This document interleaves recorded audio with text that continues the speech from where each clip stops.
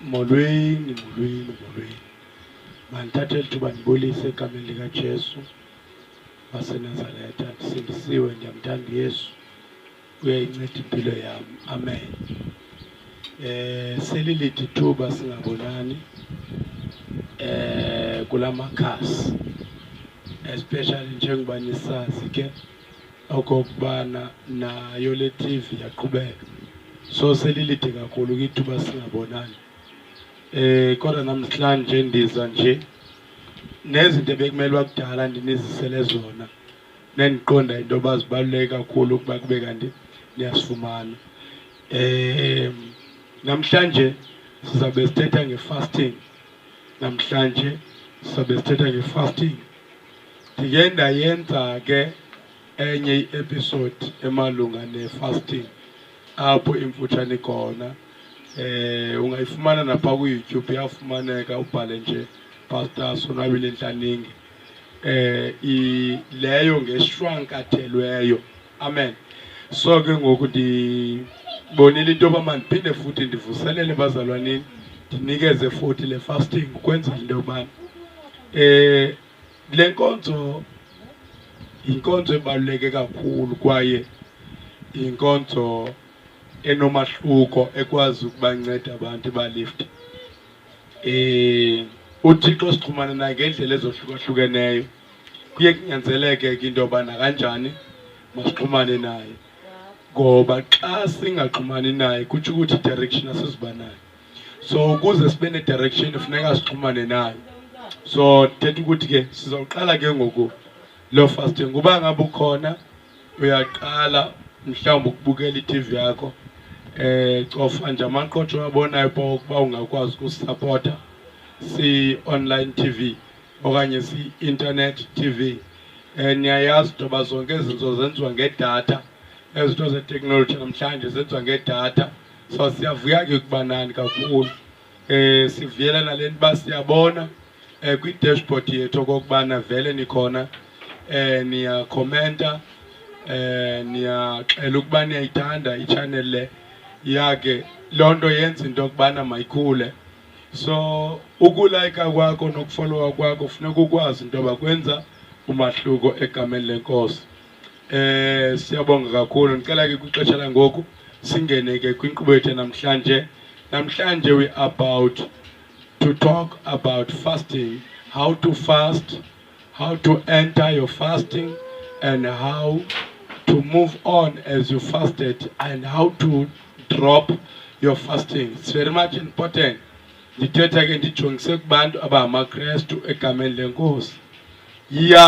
Ithi ke inkqubo namhlanje it's about fasting. Teaching is about fasting. So ndifuna sithethe nge-fasting neentlobo ze-fasting, nokuba sizibambela eziphi na izizathu okanye zeziphi izigaba ezizintloko zesihlahla ezibangela into yokubana sibe kanti sizila i-fasting. Okokuqala, uYesu akadanga ukuba uyafasta. No, akadanga uYesu ukuba uyafasta. Ndiyendanda uba siyilungise loo ndawo. Kukhona abantu abangamaKrestu abangathandi ukufasta. Akadanga uYesu ukuba uyafasta, uthe xa sukuba nifasta. Okutsho ukuthi yinto ekwiprocess yento yoba kumele uba yenzeke, but enizawulinda ixesha lokuba mayenzeke ngalo. So ngamanye amagama uThixo uthi ukuba niyafasta. Then ke ngoku siqhubeke kwincwadi kaMateyu ababuza khona, abaxela khona loo nto esithi ukuba xa sukuba nifasta okanye xa nifasta, abaxela khona kwincwadi kaMateyu chapter 6 verse 16 egameni lenkosi yoma phaa ku-18. Ndifuna nje ngokufutshane, amen mama, siyabonga kakhulu. Ndifuna ke uzosifundela nawo apho incwadi kaMateyu chapter 6 verse 16 ukuyoma ku-18.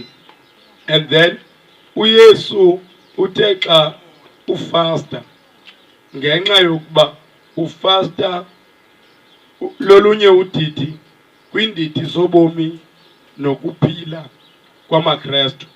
nendlela zokubamba kwabo nendlela zokuhamba kwabo elukholweni, nendlela zokuhamba kwabo elukholweni.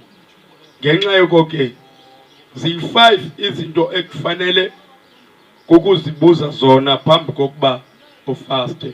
So ndizozibala ke bazalwane, ndenzela into yoba nani nizazi ukwenzela uba xa ningena kwi-fasting ningene ngee-points ezibalulekileyo, ninayo ne-direction ne-guidance yokuba njengoba nifasta zeziphi izinto ezibalulekileyo kufanele into yoba nibe kanti nikhokelisa zona esi sihlahla ngaphambili.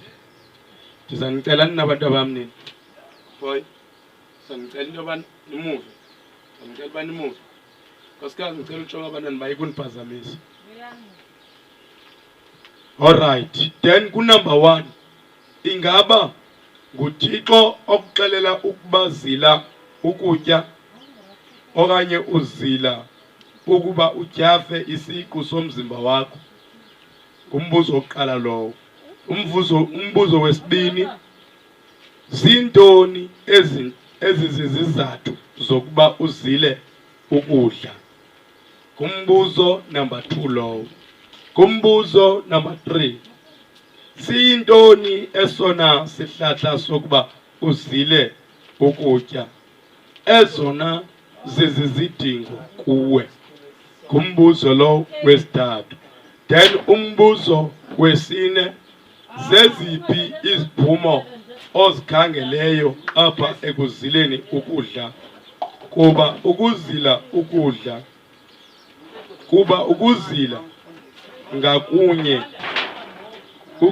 ngakunye kuneziphumo zako. Ndizokuxelela ukuba ziyi-7 iintlobo zokuzila ukudla. Then number 5, ingaba ukuluhlu lwabantu abamiselweyo na, okanye ubizelwe ukuba uzosebenza ebandleni, na? Then malunga naloo ndawo siye phaa kwincwadi yezenzo chapter 13 verse 2, kuba nokuba sonke sisenkosini kodwa abanye bamiselwe ukuba basebenze ukuhambisa ivangeli ezindaweni zonke, hayi ukuhlala ebandleni. Kube khona abanye ke abamiselwe ukuba mabakholwe baseve ebandleni, balungiselele ebandleni befundisa abo ngababizwa ngokuba ngabadala bebandla, ngabantu ibandla elixhomekeke kwimithandazo yabo ukuze babe nako ukuphila. So mbukeli wethu apha ekhaya, ungalibali uhleli naye ke umfundisi uNtlaninge kwinkqubo ethi ukuzila ukutya. Inkonzo yokuzila ukutya endifundisa ngawo namhlanje ndineenjongo zokuba nizofunda something, nanjengoba besenditshilo ndathi uba uyaqala ungasifolowa usilandele sileli khasi ngokusapota, ulike, ufolowe, ukomente futhi. Ukanti zonke izinto sizenza ngenjongo zokuba abantu bonke mabakwazi ukuzila ngendlela efanelekileyo ukuze bakwazi ukuzamkela izinto uThixo athembise ngazo xa sukube befastile. So ukuhlabela mgama ke kwincwadi kaZakhariya chapter 7, incwadi kaZakhariya chapter 7 verse 5, apho uThixo athi ingaba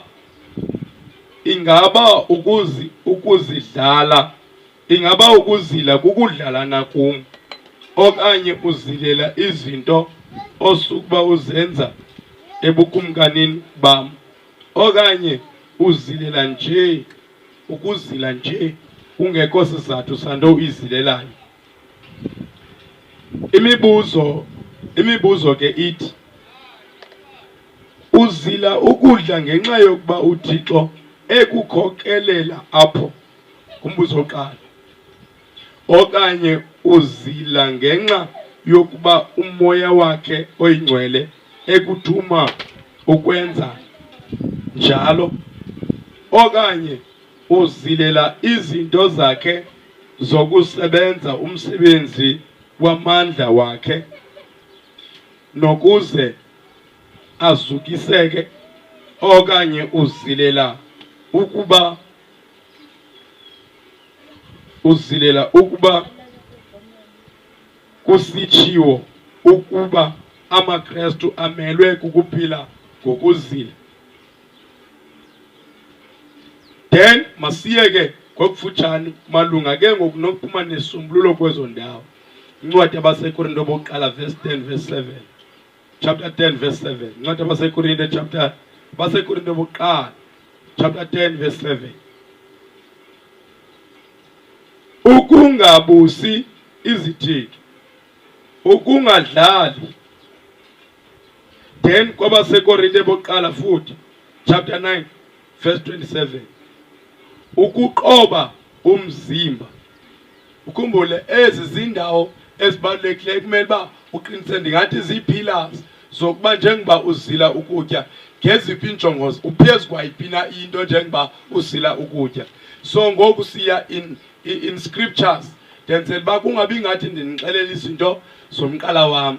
Siya in scriptures sisenzela ntoni? Senzela into yoba funeka uye pha usazi uba nyhani nazi izinto ezibambekayo ezingundoqo wokuba ndizila ukutya. So incwadi yabaseKorinto bokuqala chapter 9 verse 27. Ukuqoba umzimba. Uke wayikhankanya uPawulos ngelinye ilanga esithi ndiwuqoba owam umzimba ngokuzila ukutya. Wenzela into yoba i-character yenyama ingasebenzi empilweni yakhe kodwa kusebenze i-character yobuKristu ngenxa kaKristu awamamkelayo. Alright, itsho ke pha masihluleke sidlule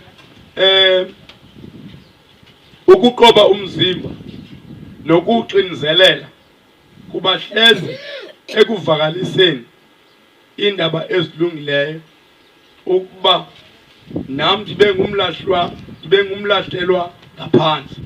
So uqoba umzimba wakhe uPawulos enenjongo zokuba angathi akube shumayela yena bengumlahlelwa ngaphandle. Into efana nento yoba ngondifundisa ngefasting kanti ndifundisa ngefasting mna ndingafasti.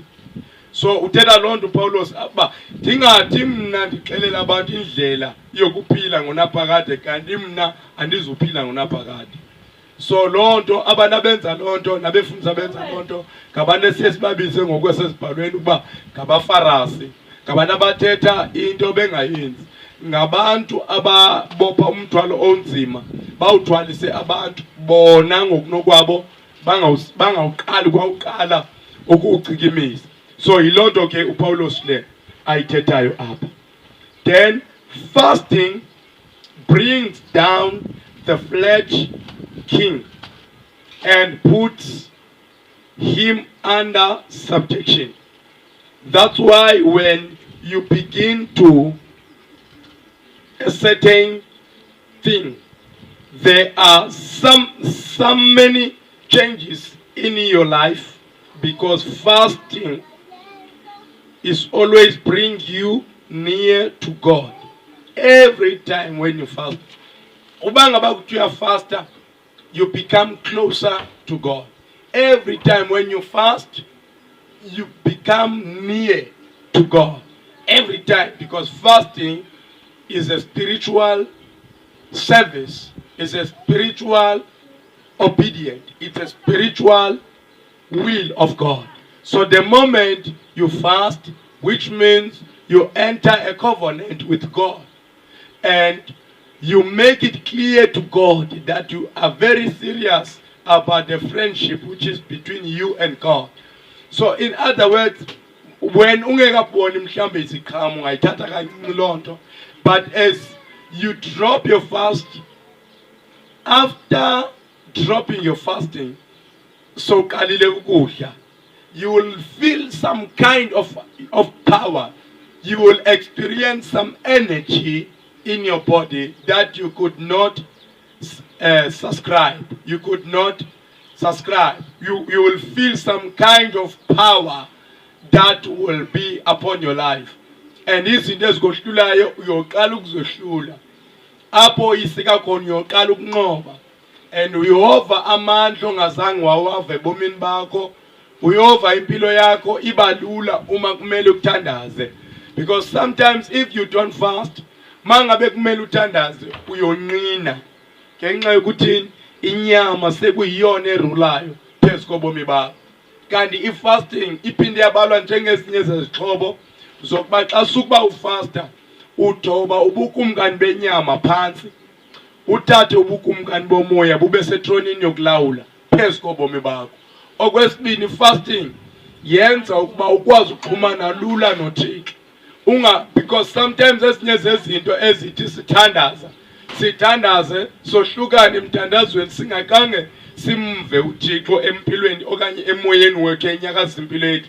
Ezinye zezizathu ezibangela loo nto kungenxa yento yokubana inyama suke iyeyona ilawulayo phezu kobomi bethu. So loo nto yenza singakwazi ungena ekujuleni kukamoya oyingcwele. So xa sifasta senza iprinciple yomoya. uThixo ayingqinele ngokukunika amandla okuwitnessela okokuba nyani kule nto yenzayo nami ndikhona kwaye le nto bendiyithethile ukuba mayenzeke. Alright, masidluleke egameni lenkosi uJesu. Xa bekhona abantu abaziyo okokuba nabo bangabantu ebebeke basindiswa kodwa bohlulakala endleleni, uzuncede mntanasekhaya ubaxelele nabo ngevidiyo ezifana nezi. Xa uzibukela nawe kweyakho iTV, ungalibali ubukela iVelisa TV channel, ichannel yamaKristu le eyasungulwa ngencwadi kaMateyu chapter 3 verse 8. Ke ngoko velisani iziqhamo ezifaneleyo inguquko. Ungalibali uhleli naye ke umfundisi uNtlaninge namhlanje kwinkqubo ethi about fasting, what we must to do, when to do, how to do. I believe Holy Spirit is our leader. Holy Spirit is our provider. Don't worry about everything. God will manage to do what is the best for your life for the sake of your friendship by the blood of Jesus Christ. Amen. Sisaqhubeka ke incwadi kaEsther chapter 4 verse 6. Ibali lequeen enguEsther owaxelela umalume wakhe ogama lingu Mordecai ukuba makamemeze uzilo kudla for insuku ezintathu, for 3 days. Utshaba lwabo lalingu Haman. uHaman owayefuna ukubulala umngcelele owayefuna ukubulala umngcelele, uHaman owayefuna ukubulala umngcelele wamaYuda kumhlaba waseBhabhiloni.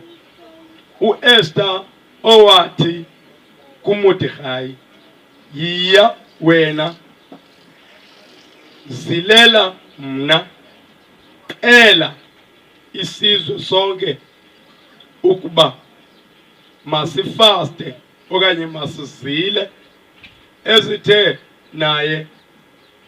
naye uzofasta. So apha kuvezwa nje ibali likaMordecai apho kwakukhona impi ababejongene nayo. So now baveza amandla we-fasting ukokubana kwimfazwe esiyilwayo, no matter it's a spiritual war, no matter it's a physical war, but uma sifasta ngenxa yomlo okhoyo, uThixo uyasinceda kulo mfazwe. Noba silwa ngokwasemoyeni, noba silwa ngokwasenyameni, kodwa once uthi xa kukhona imfazwe ojongene nayo uhambe uyofasta, uThixo uzokulwela kulo mfazwe. So yiloo nto livezwa apha. So wayecela umalume wakhe uEsther uMordecai ukuba makacele, because uMordecai wayengukumkani kwela lizwe. So wacela okokubana makaxelele wonke lo mhlaba ulawulayo into yobana mawuzile ukudla, naye uzozila ukudla. So babezila ukudla ngenxa yabantu abasuka kwelaseBhabhiloni befuna ukubabulala. Bazile ukudla ukuze uThixo aboyisele abanqobele. So ke ngoku masiqhubeke kancinci. Kunentsuku zokuzila ukudla. Mjabe njilo ke ndathi ama basics ayafumaneka napha ku YouTube ngoba i-channel yona i-based ku internet, ungayifumana ngokwe-link endingakuthumela yona xa uthe waxhumana nathi kwiinkundla zokuxhumana, mhlambe kwi-WhatsApp noba kwi-Facebook nakwe-Twitter, Instagram kunye nako-TikTok. Ilink apho zeVelisa TV zikhona. iVelisa TV i-channel esebenza 24/7, but it's an internet TV. It will cost you idata xa kufuneka uyibukele. Kodwa ke uma uqonda ba awunadata kakuhle ungakwazi ukudownloada i-app zeVelisa TV uzifumane efonini yakho, so that xa ufuna ubukela ezintshumayelo nezimfundiso zinjengezi uthathe ngovula i-app yakho uzibukelele, udownload ofuna ukuzidownload. So apho ndifuna uza khona, ndifuna uza kule ndawo ithi intshumayelo le, i-teaching le endiyifundisayo namhlanje ungakwazi ukuyifumana apho ndiyishwankatheleyo khona. Iyafumaneka ku-YouTube ngokuba ubhale nje Pastor Sonwabile Ntlaninge, then uzayifumana. Sonwabile uzothi Pastor Sonwabile Ntlaninge teaching about fasting in short, then izovela futhi yodwa phaya kulapho ndifundisa khona nge-stages ze-fasting. So ndifundise apho ngokushwankatheleyo. Namhlanje ndibonile uba mandiyixele ke ngoku in full ukwenzela into yoba bonke abantu bakaThixo bazokwazi ukuyifumana ngokugcweleyo, bayifumane in details egameni lenkosi uJesu. So ke ngoku ndizawubala iintsuku ke ngoku ze-fasting ezi-appearayo biblical. Amen. Because bangcwele into ezosinceda kakhulu ukuba yonke into esiyenzayo siyenze ngokusezibhalweni, siyenze ngokwesihlabo sikaThixo. So ndizawubala ke ngoku ezo ntsuku. Number 1, 3 days fasting is for crisis or Christians. Intsuku ezintathu ze-fasting kezamaKristu. Xa ungumKristu akumelanga inyanga iphele ungazilanga ukutya for 3 days.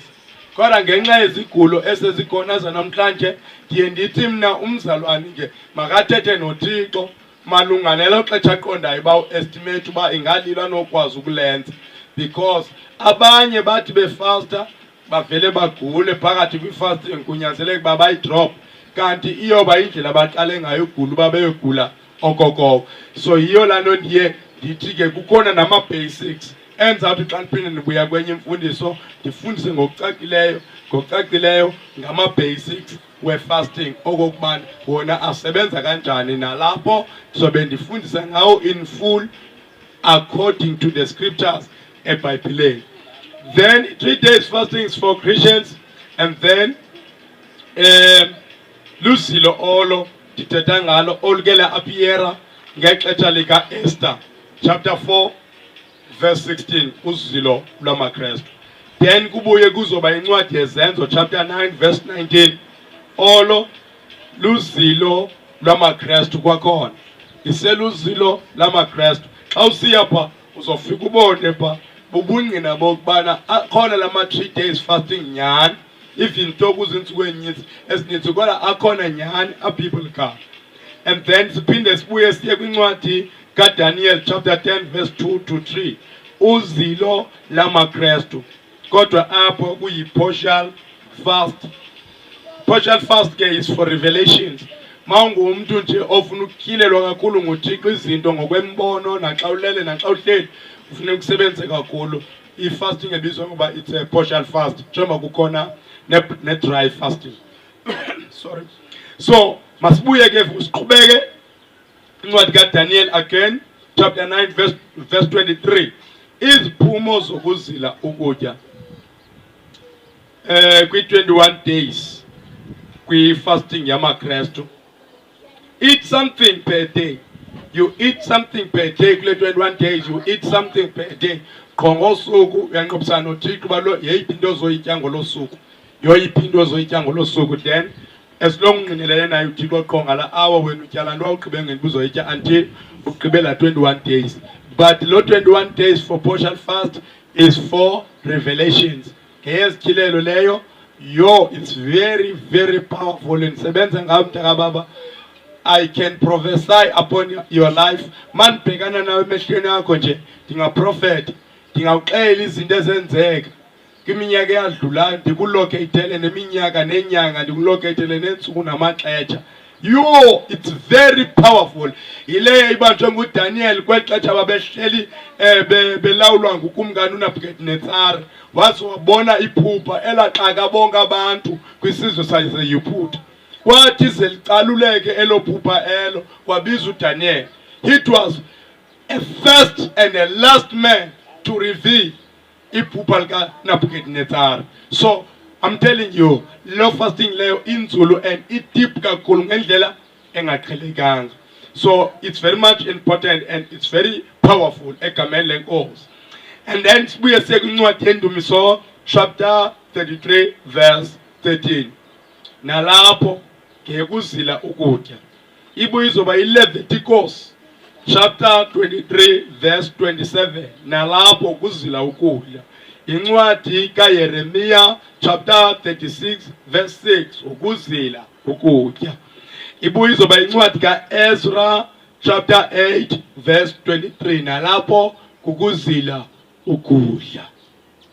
Ngiyandithanda into yobana xa nibukeleke babukeli bethu abhekani ke nibani manizincincana ngamanzi thatha iglass ubecana ubani uthi rhaqa umamele kakuhle ungaphazamiseki upay attention as much as possible. I'm telling you there is something very deep kwezinto endizithethayo namhlanje.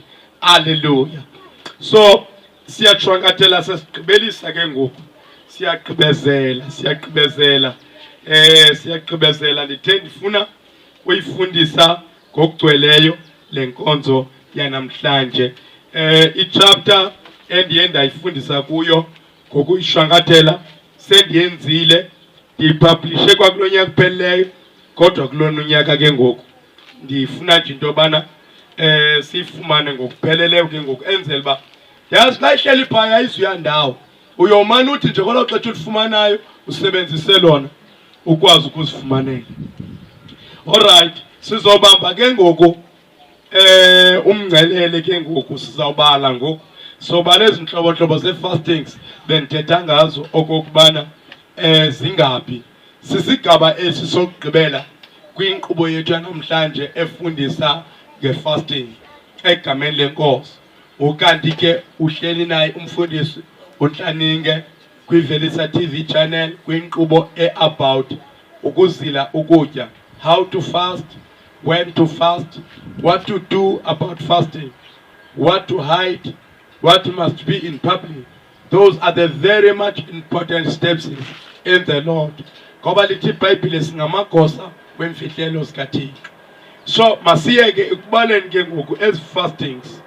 There are 7 types of fastings ezibekiweyo eBhayibhileni malunga namaKristu elowo ukhetha ngendlela uThixo amlocate ngayo ukuba makakhethe. Mandizibaleke njengoba zinjalo. Number 1, 3 days fasting is for Christians. Number 2, 21 days is a partial fast, fasting for revelation. And then number 3, 1 day fast is for spiritual re-examination and fresh consecration to God, not to people. You know, Bangwele, and I would like to explain this. When you're about to do something for the sake of your life or for the sake of the friendship which is between you and God, cut out people. Make sure that you are alone with God. Close the door. Talk to your God in your closet, and God will reveal you by the reward of your prayer in fasting. So, 1 day fast is for spiritual re-examination and fresh consecration to God, not to people. Then another 1 day, number 4, another 1 day fast is for deliverance. Leo inkonzo ye 1 day uyibamba xa ufuna uThixo deliver. For instance, if umuntu oxokayo, you need a deliverance for okuxoka okuyakufuneka kube khona indlela uThixo azokudeliver ngayo uyekela nje ukuxoka, because sometimes kuyenzeka ube umuntu oxokayo uzama uphume ekuxokeni but ungakwazi uphuma, kanti loo nto ibangelwa yinto yoba kukhona umuntu omfuzileyo apha efemelini owayexoka kakhulu. So now ufuze loo nto ke ngoku uThixo uyakwazi ukukudilivarisha ke kulo moya lowo xa ngabe uthe wakwazi ubamba nje only one day kube yititle yakho leyo uba uyatyeka yinxeba uxoka, then ke ngoku xa uzilo kwakutya for one day uThixo uyakudilivara kulaa moya uphume, then utshiye kuhlele enyaneni kakuhle ke ngoku.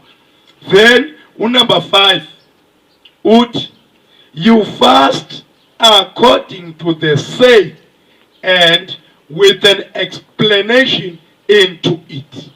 You fast according to the saying of God, according to the saying of God with an explanation. Lento uThixo azokuxelela yona, ufasta ukulandelela lento uThixo azoyithetha kuwe malunga nengcazelo futhi akuxelela yona malunga naloo nto afuna into yokuba fastela yona. So those are the important things, because akunyanzelekanga into yokubana kube amaKrestu okanye kube ngumfundisi kuphela othi bazalwane fastani iintsuku ezinje nezinje. Sometimes kuyenzeka uThixo akuxelela into yoba fasta embonweni. Sometimes kuyenzeka athi engaxelela ngembonweni bafasta kusuke kutyhileke entliziyweni yakho uba fasta. Sometimes kuyenzeka nje uthi uzihlelele uba ngatya uziva ungahluthi, uba ngatya uziva ungahluthi, kanti uThixo ukuthuma kwi-fasting.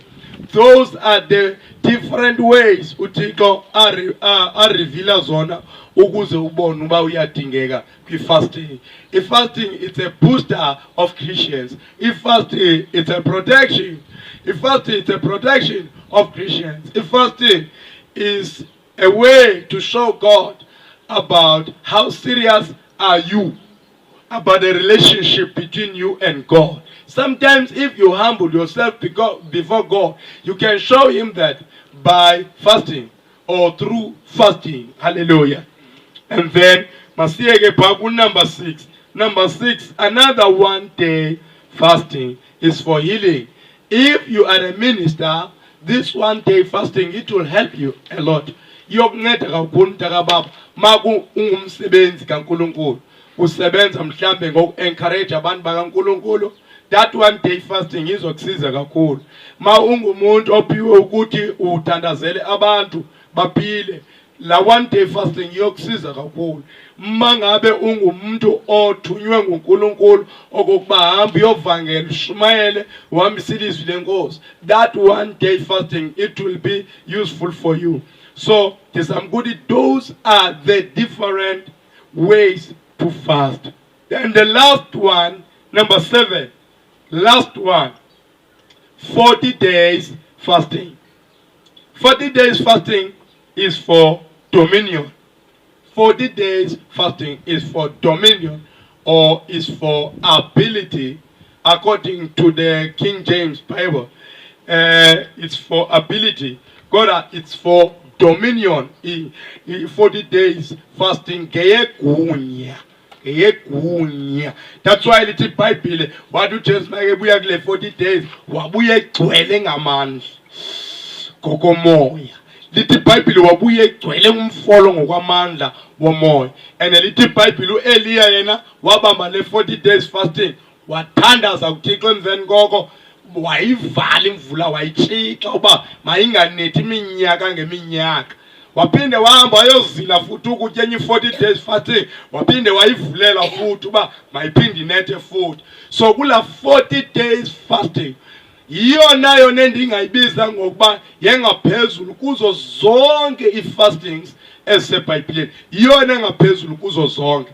And ungayi kula fasting uThixo engashongo mntakababa, please uzolimala okanye uzoyidropa phakathi and uThixo uzoyeka ukukuthemba, because the moment udecide ukuzila ukudla bese udropa phakathi ngenxa yokuhluleka, uNkulunkulu uyayeka ukukuthemba.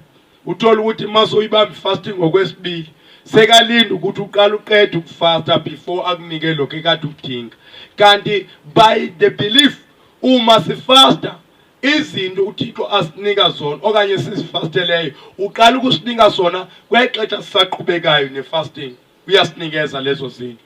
So ntsho ukuthi bakuthi indawo endizawuthi besimalunga nokucacisa zona namhlanje bekuzezo. Ndiyabulela kakhulu ngokuba niloko niqhubeka niyibukela le TV. I-TV yamaKrestu le eyakhethelwa into yoba mayizise indaba elungileyo, ayibhatali isimali, imahala, usebenzisa nje idatha yakho. Kodwa ngedatha yakho oyisebenzisileyo ngeke uzisole. Banelaki ke basikelelwe futhi abahlala apho ndikhoyo, abafana abangcwele njengoba silapha eNortham kwindawo yaseLimpopo. Naye kuni kungenzeka uThixo andithume ndizofikelela, ningapheli ithemba. Kodwa indawo endisifundisayo ndisifundisela into yokubana sonke singafikelela ekuyazini inyaniso ngezinto zonke zikaThixo, ukuze uThixo asibabale ngazo zonke izinto athembise ngazo abantu ukuba uzobababala ngazo xa bathe bazenza esisebhayibhileni. I-fasting ke bangcwele inje ke sizocacisa ke ngokumalunga naxa uzongena naxa uzophuma. Xa uzoqala i-fasting yakho awuvele nje uvele suvele suthi begameni likuyisinelo nyana ndelo moya ingcwele Thixo semandla simadinga somadumsanye. Awuvele sotsho njalo. Unumber 1, xa uzoqala uzila ukudla ukhona inkonzo ebizwa ngoba sisikhungu. Usenza kanje ke sisikhungu. Uvala ucango lakho ungena endlini yakho, uvala ucango lakho, uvala ifestire, uvala ama-curtains. Le nto ozoyithetha funeka uqiniseke ngenibiza uvuwa nguwe noThixo kungabi komnye umuntu ozoyiva, because i-fasting mandiyithethe le nto, it's a secret. I-fasting akumelanga kubekho abanye abantu abayazi into yoba ufastile. It's a secret. So kwesi sihlandlo soqala usaqala ukuyibamba, xa uzothetha noThixo ngayo uvala ifestile, uvala emnyango, uguqe ngamadolo wakho phansi uthethe. Awukangeni kwiphathi yokuthandaza, uyathetha. Bawo oyingcwele, ngelili ixesha langoku ndiza kuwe malunga nokuba ndifuna ukuzila ukutya. Bawo isihlahla sento endinesicelo sayo yilena, ndicela uba undincede ngale nto. Ndizawuqhubeka ke bawo ndithandaza ukuyoma ngexesha elithile, okanye ndizawuqhubeka bawo ndithandaza ukuyoma ngexesha othe wandinika lona ukuba mandiyoma kulo. Then emveni koko ke ngoku usungaqalisa ukwenza kumthandazo wakho ke ngoku uqhubeka usiya phambili ke apho. And then i-requirements zoqala ezo xa uqala ungena kwi-fasting. And then masibuye sizongena ke ngoku kwicala lento yokubana xa uthatha i-fasting, if uyaqala uzila ukudla, i-dangerous kakhulu fasting leyo. Andikhuthazi ukubana umuntu xa ikhulula i-fasting ayikhulule ngamanzi, because amanzi a-liquid, so ayalimaza emqaleni. Xa ngabe ungaqhelanga ugqiba hours ezininzi ungatyi, ayalimaza emqaleni.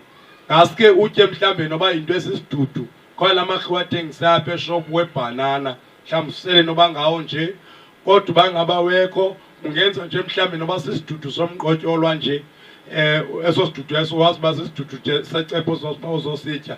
Ungatyeli ukugcwala kwesisu, ungatyeli ukugcwala kwesisu. Then kwexesha uqhubekayo ke ne-fasting uthetha ngalaa nto uThixo ubugqibe nayo into yoba uthandazela yona.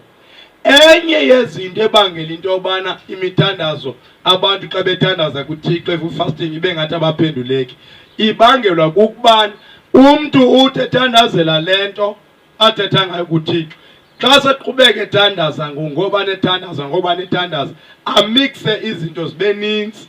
Kanti into nganye funeka uyimise ixesha layo, into nganye uyimise ixesha layo. Why? It is because kukhona into ozogxila kakhulu kuyo xa uthandaza ngezinto zonke. Kukhona luzothandaza kakhulu ngayo, kukhona luzothandaza kancinci ngayo. Yiyo le nto ndicebisa mna ngokunokwam okokubana uthandaze nge-item eyi-1. Wazi uba enye i-item uyibekele ingomso okanye ngomso omnye. Wazi uba enye uyibekele elinye ixesha nenye uyibekele elinye ixesha. Ndiyakuthembisa uzowabona amadolo ento ndiyithethayo. And number 2, elinye icebiso endingalinika futhi nali, xa ngabe ukhona ii-challenges ezithile ojongene nazo, ukuba ngaba awukakwazi ukunikwa igunya okanye awukakwazi ukusebenzisa igunya onalo ukulawula zonke izinto uba mazisubmite phantsi kwegama likaJesu, ndicebisa okokubana udile nge-mountain. Ukudila ngentaba kukuthini? Kukuba ukhalimele eso simo saloo nto ubona okanye udibana nayo ngelo xesha, ukhalimele loo nto ngelo xesha ngegama likaYesu. Mandenze kumzekelo omfutshane nawe. Awukwazi ukuthi xa ungekabi namandla kakhulu enkosini, umzekelo usaqala usengumcelimngeni enkosini, awukabi namandla amaninzi and then wokuba ungakwazi udila nemimoya. Xa sithi imimoya siminisha into yoba ziintlobo-ntlobo zemimoya emininzi and nangoba various, ngoba nenkani nangoba stubborn or yohlukahlukene le mimoya. So now uba ngaba uthi xa uthandaza ngegama likaYesu onke amadimoni, ngegama likaYesu ndiyabulala, ngegama likaYesu yonke imimoya ndiyayibulala ngegama likaYesu, funeka ube ready ngoba idimoni ngalinye eliva lomlilo uphosa kulo egameni likaYesu lizawuzilwela apha kuwe. So uba ngaba ukabi namandla okwaneleyo lingakoyisi, lingakohlula mntakababa. Nditsho nale mimoya kulegeza gqithi imimoya. Uba ngaba kukhona ekudelelayo iyabona uba ngokwepower awukabikho semandleni kakhulu, uzawumotha nje ukutsho eminye ithi ivela ngaphi, ibivela ngaphi. Buka ubone xa utyiwa zizinje luma gqithi, ezinye zivela ngaphi, ezinye zivela kubonakala uba iplani ukuze singakwazi ukuluma kakuhle funeka uyokoyama ecingweni enze uba zibe ngaphambili zonke, ngoba xa usesidikitheni ezinye zivela ngaphambili, ezinye zivela ngemva, enye ivela emacaleni.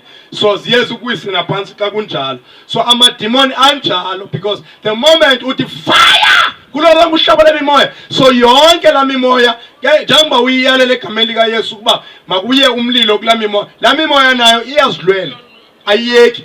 But le nto yenzeka spiritual. Ukuze ubone into yokuba ke akulwisile wohlulakala, uzobona ngale nto yokubana emveni kwalo mthandazo uzovilapela ukuthandaza kakhulu. Okwesibini, uzoba ngathi kulaa mthandazo kange usebenze laa mthandazo, kube ngathi laa mthandazo wenza ngalo. Funeka ukwazi akhona into ayenzileyo, ayikuba usebenzanga umthandazo wakho, usebenzile qha ubulele amadimoni athile, wabulala imimoya ethile, kwasala le inenkani ngenxa into yoba amandla wakho engekabi maninzi ngokwasemoyeni.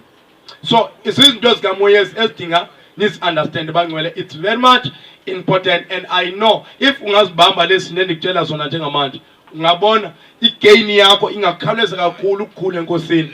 So ukuyalela imountain ke ukuba uthi kwesi silinga ujongene naso ngoku, uba kukhona umoya ubona wenyoka uthi moya ngini wenyoka ndiyakuyalela ngegama likaYesu, ndiyakuyalela, thumela umlilo. Immediately lo moya lo uyatsha egameni likaYesu. Uzobe sobona ireport okanye iresults, mhlawumbe utyilelwa nguThixo embonweni okanye uThixo uthethe endlebeni okokubana nyhani lo moya uhlulakele. So zezinye zezinto ezo ezibalulekileyo eziyi-guidance as we are growing enkosini, kumele sazi sibe aware because udaba lethu alukho about flesh and blood, lu about the spiritual things. So if we don't want to enter in the teachings of the Spirit, which means we will have a less knowledge about the spiritual things, then if we have a less knowledge about spiritual things, how could we manage to deal with the spiritual things? Because sinolwazi oluncinci ngezinto zikamoya. So dila kanjani nazo sinolwazi oluncinci. So emoyeni wethu masibe no-capacity esimvulayo okokuba whatever that is about the Spirit, I want to in it, then I want to use it, and I want to say it, I want to perform it in the mighty name of Yeshua. Hallelujah. Kwixesha langoku ebangcwele ndiyabonga kakhulu kunino ngethina kwazi ubukela egameni lenkosi uJesu. Ndixelele nabanye nabo bazibukelele, ndiyanithanda kakhulu ngothando lukaJesu. Ningalibali ukubathanda bonke abantu njengoba bengumfanekiselo kaThixo. Niyazi into yoba umntu wonke usenexesha elibekelwe nguThixo. Ningagwebi ukuze nani ningagwetywa. Yenzani le nto nani ninothanda into yoba abantu mabayenze kuni. Into yazi into yoba ngeke uthanda abantu xa beyenza kuwe nawe usuyenza kwabanye abantu. So musukuzicingela wedwa uba ingathi nganguwe wedwa lufumana into ezilungileyo. Khawukunqwenela into yoba nabanye abantu bangazifumana into ezilungileyo. uThixo ke makanibusise anifihle kakhulu nina nefamily zenu egameni lenkosi uJesu. Sisaqhubeka sibheka phambili in Jesus Christ name. Cela ukuthatha lithuba ndithandaze nani nje egameni lenkosi. Bawo egameni likaJesu Kristu waseNazaretha, uNkulunkulu namandla, umbukeli wakho Nkosi esabukele esekhaya, omnye ubukele eTVini, omnye ubukele efonini, omnye ubukele ekhompyutheni, omnye ubukele kwabanye kanayo nalo phone. uNkulunkulu ongcwele phezu kwenhloko yakhe Nkosi, ndithetha amandla, ndithetha impiliso, ndithetha ukuvuleleka ezintweni zikamoya, ndithetha ukuvuleka kwelihlo likamoya egameni likaJesu. Ndithetha amandla amatsha, ndithetha ukuvuleka, ndithetha ukuvuleleka, ndithetha ukuhlanguleka kuzo zonke intolo zongendawo egameni likaJesu. I speak the power egameni likaJesu phezu kobomi babo bonke. I bleed the blood of Jesus upon their lives in the mighty name of Yeshua. As I speak right now, I command the power to come upon them.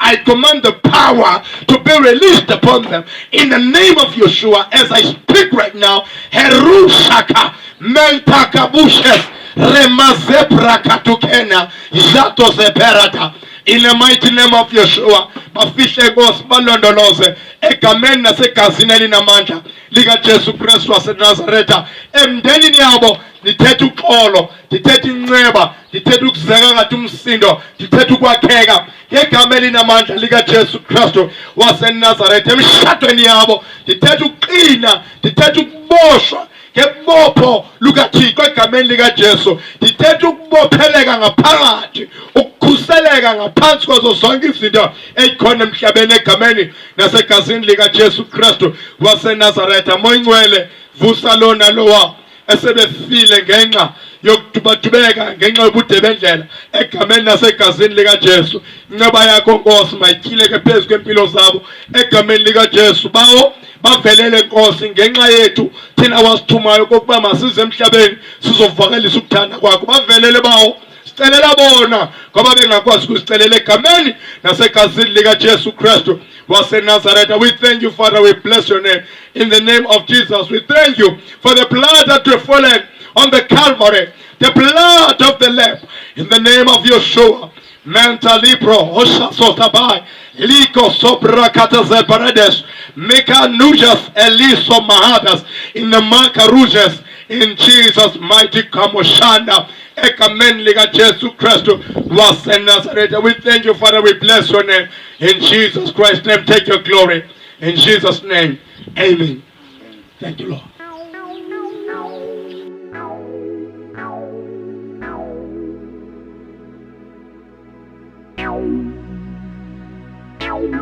Meow.